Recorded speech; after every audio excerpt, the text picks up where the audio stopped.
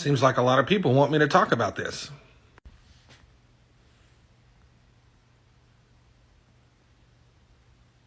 So what are we talking about? And again, another story that's not getting anything close to the coverage I think it should. This is from the New York Times from a couple days ago. OPEC to extend oil production cuts through June is the headline. And I'll just read you the first paragraph. So OPEC has decided to extend production cuts through June, which I felt was kind of surprising because there was some indications they may extend those cuts through the end of 2024.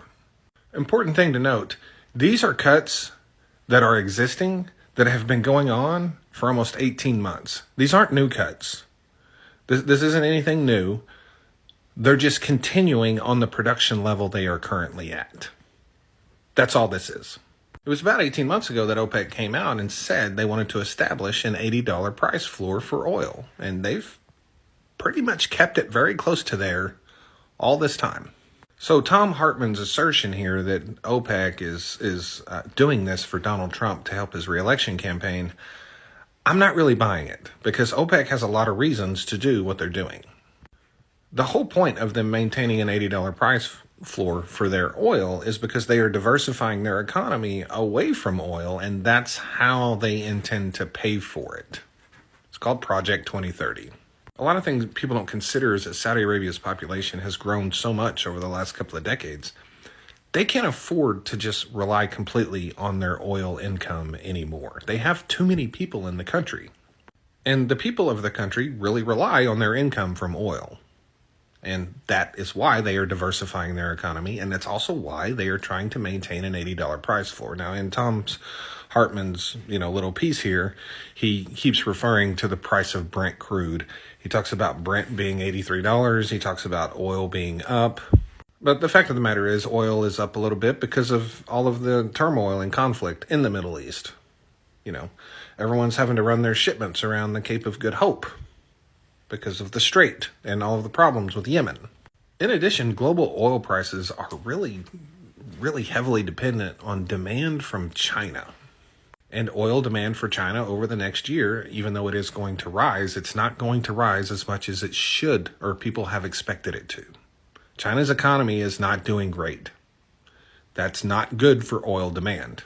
For OPEC to increase production, it could really sink oil prices a long ways because the demand is not there for them to justify increasing production. Like I said, these aren't further production cuts.